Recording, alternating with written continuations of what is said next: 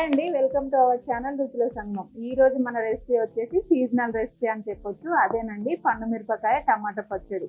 First time చేసుకునే వాళ్ళు కూడా ఈజీగా పర్ఫెక్ట్గా జస్ట్ నిమిషాల్లో ఎలా చేసుకోవాలో క్లియర్గా చూపించబోతున్నాను. మరి అస్సలు లేట్ చేయకుండా ఈ రెసిపీ స్టార్ట్ చేసే ముందు ప్లీజ్ మన ఛానల్ని సబ్స్క్రైబ్ చేసి వీడియోస్ లైక్ చేయండి. సబ్స్క్రైబ్ చేసేటప్పుడు తప్పకుండా బెల్ ఐకాన్ ప్రెస్ చేసి మీ సపోర్ట్ని మన ఛానల్కి అందించండి. ఇక లేట్ చేయకుండా మన టేస్టీ టమాటో పండు మిరపకాయ పచ్చడిని స్టార్ట్ చేద్దాం.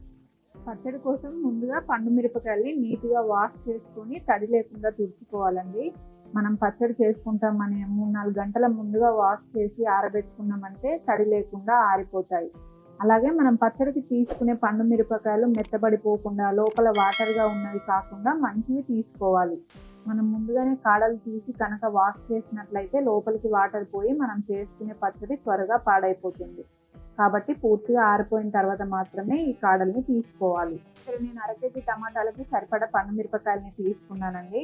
ఇంత అని కొలత కాదు, కానీ మనం తీసుకున్న మిరపకాయల కారాన్ని బట్టి, మనం తీసుకున్న టమాటాల క్వాంటిటీని బట్టి ఈ పండు మిరపకాయలని తీసుకోవాలి. కొన్ని పండు మిరపకాయలు ఎక్కువ కారంగా ఉంటాయి, కొన్ని తక్కువ కారం ఉంటాయి. కాబట్టి మనం కారాన్ని చూసుకొని వీటి క్వాంటిటీని తీసుకోవాలి. మీడియం ఫ్లేమ్ మీద కడాయి పెట్టుకొని 2-3 స్పూన్ల ఆయిల్ని వేసుకొని హీట్ చేసుకోవాలి. ఇప్పుడు ముందుగా మనం తీసుకున్న పండు మిరపకాయల్ని ఆయిల్లో వేయించుకోవాలండి.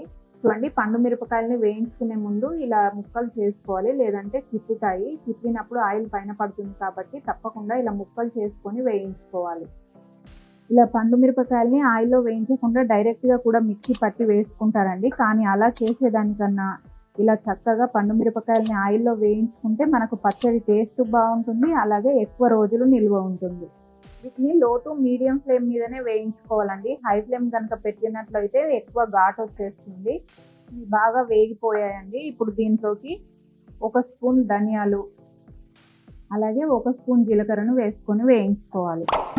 ఈ ధనియాలు జీలకర్ర వేసిన తర్వాత ఎక్కువసేపు వేయించుకోవాల్సిన అవసరం లేదండి. జస్ట్ లో ఫ్లేమ్ మీద 1-2 నిమిషాలు వేయించుకుంటే సరిపోతుంది, లేదంటే మనకి జీలకర్ర మాడిపోతుంది.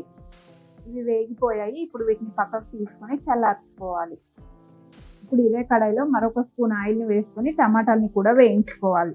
చూడండి, టమాటాలని కూడా మనం వాష్ చేసుకొని పూర్తిగా డ్రై అయిన తర్వాత మాత్రమే కట్ చేసుకొని వేసుకోవాలండి. మనకి ఎక్కడ వాటర్ అనేది అస్సలు ఉండకూడదు. అప్పుడే మనకు పచ్చడి ఎక్కువ రోజులు నిల్వ ఉంటుంది. ఈ టమాటాలని మెత్తగా ఉడికించుకోవాలి. ఇలా పచ్చడి చేసుకోవడానికి మనకు నాటు టమాటాలు అయితే బాగుంటుందండి. హైబ్రిడ్ టమాటాలు అయితే మనకి స్కిన్ లావుగా ఉంటుంది కాబట్టి అంత త్వరగా ఉడకవు, టేస్ట్ కూడా అంత బాగుండదు. నాటువి తీసుకుంటే బాగుంటుంది. నాటువి దొరికితే పర్వాలేదండి, ఆప్షన్ లేనప్పుడు ఏవైనా పర్వాలేదు. ఇలా టమాటాలు ఉడుకుతున్నప్పుడే ఒక చిన్న నిమ్మకాయ సైజులో చింతపండును కూడా వేసేసుకోవాలి. అలాగే కొద్దిగా సాల్ట్ను కూడా వేసుకోవాలి. ఇలా టమాటా ముక్కల పైన సాల్ట్ను వేసుకుంటే త్వరగా ఉడికిపోతాయి. ఇప్పుడు దీనిపైన మూత పెట్టుకొని టమాటాలు గుజ్జుగా అయ్యేంత వరకు ఉడికించుకోవాలి.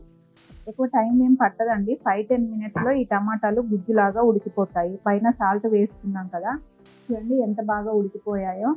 ఇలా ఉన్నప్పుడు హై ఫ్లేమ్ పెట్టుకొని ఒక 3-4 నిమిషాలు ఇలా ఎక్కువ వాటర్ లాగా ఉంది కదండి, ఈ వాటర్ అంతా దగ్గరగా అయిపోయేంత వరకు ఉడికించుకోవాలి. ఇక మళ్ళీ మూత పెట్టుకోవాల్సిన అవసరం లేదండి. కాస్త దగ్గరగా అయ్యేంత వరకు ఇలా కలుపుకుంటూ ఉడికించుకుంటే సరిపోతుంది. చూడండి, ఈ విధంగా వాటర్ కన్సిస్టెన్సీ తగ్గిపోయి దగ్గరగా అయిన తర్వాత స్టవ్ ఆపేసుకొని దీన్ని చల్లారనివ్వాలి. ఇప్పుడు మిక్సీ జార్లోకి మనం వేయించి చల్లార్చుకున్న పండు మిరపకాయలను వేసుకొని మిక్సీ పట్టుకోవాలి. వాటర్ మాత్రం అస్సలు యాడ్ చేయొద్దండి. వాటర్ యాడ్ చేయకుండానే మిక్సీ పట్టుకోవాలి. దీంట్లోకి ఒక 7-8 వెల్లుల్లి రెబ్బల్ని, అలాగే కొద్దిగా సాల్ట్ని వేసుకొని మిక్సీ పట్టుకోవాలి. ఆల్రెడీ సాల్ట్ మనం టమాటాలు ఉడికించేటప్పుడు వేసుకున్నాం కదండి, కొద్దిగా వేసుకోవాలి. చూడండి, ఈ విధంగా పండు మిరపకాయల్ని కాస్త మిక్సీ పట్టుకున్న తర్వాత దీంట్లోకి మనం ఉడికించుకొని చల్లార్చుకున్న టమాటా గుజ్జును వేసుకోవాలి. ఇప్పుడు దీన్ని మెత్తగా మిక్సీ పట్టుకోవాలండి. మనం తీసుకున్న ఈ పండు మిరపకాయల సీడ్స్ ఉన్నాయి కదా, ఇవి కూడా మెత్తగా అయిపోవాలి. చూడండి, ఈ విధంగా మెత్తగా మనకి పండు మిరపకాయ సీడ్స్ అనేవి అసలు కనబడకుండా మిక్సీ పట్టుకోవాలి. ఇప్పుడు దీంట్లోకి తాలింపు వేసుకోవాలి.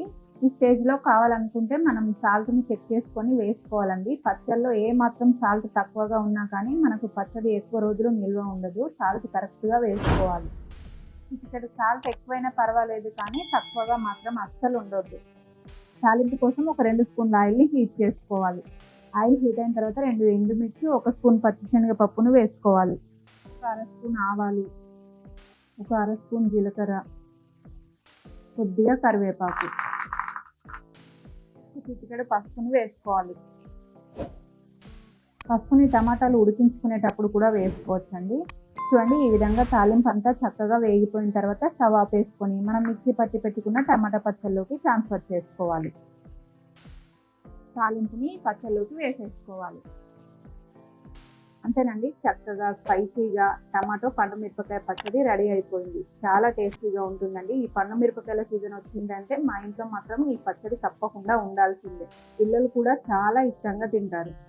ఇది రైస్తోనే కాకుండా ఇడ్లీ, దోశ లాంటి వాటితో కూడా చాలా బాగుంటుంది. మీరు తప్పకుండా ఈ ప్రాసెస్లో ఈ టమాటా పండు మిరపకాయ పచ్చడిని ట్రై చేసి దీని టేస్ట్ మీకు ఎలా అనిపించిందో మీ ఒపీనియన్ని తప్పకుండా కామెంట్ సెక్షన్లో షేర్ చేయండి. అలాగే మరిన్ని ఇలాంటి టేస్టీ అండ్ స్పైసీ రెసిపీస్ కోసం ఈ వీడియోని లైక్ చేసి మన ఛానల్ని సబ్స్క్రైబ్ చేసి పక్కన ఉన్న బెల్ ఐకాన్ని ప్రెస్ చేయండి. మీకు తెలిసిన వారితో షేర్ చేయండి. Thanks for watching.